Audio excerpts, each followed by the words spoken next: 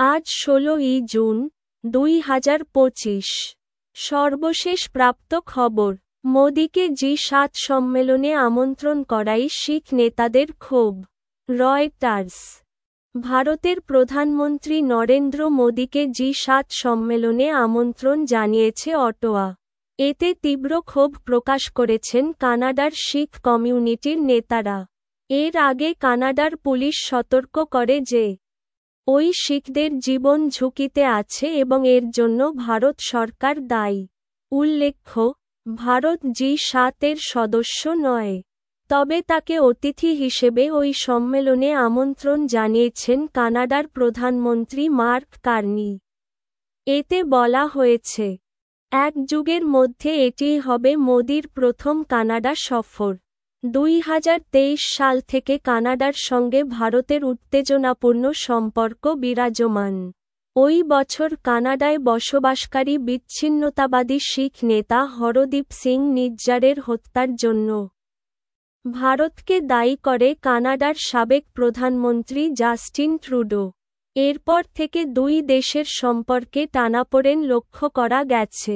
মোদি সরকার অবশ্য এসব অভিযোগ অস্বীকার করেছে।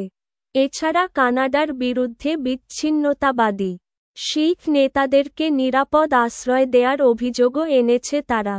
শিখ অধিকারকর্মী ও নিজ্জরের বন্ধু মনিন্দর সিং বলেছেন, মোদিকে আমন্ত্রণ করা নিয়ে জনমনে ক্ষোভ দেখা দিয়েছ।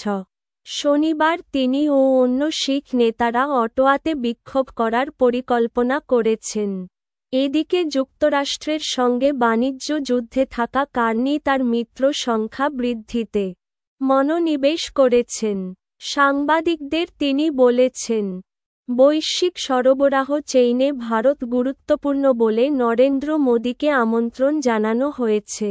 ভারতের পররাষ্ট্র মন্ত্রণালয়ের মুখপাত্র রণধীর জয়সওয়াল বলেছেন, কার্নি মোদি বৈঠকে দ্বিপক্ষীয় ও বৈশ্বিক ইস্যুতে মত বিনিময় করবেন দুই নেতা এবং দুই দেশের সম্পর্ক পুনঃস্থাপন করার পথ তৈরি হবে।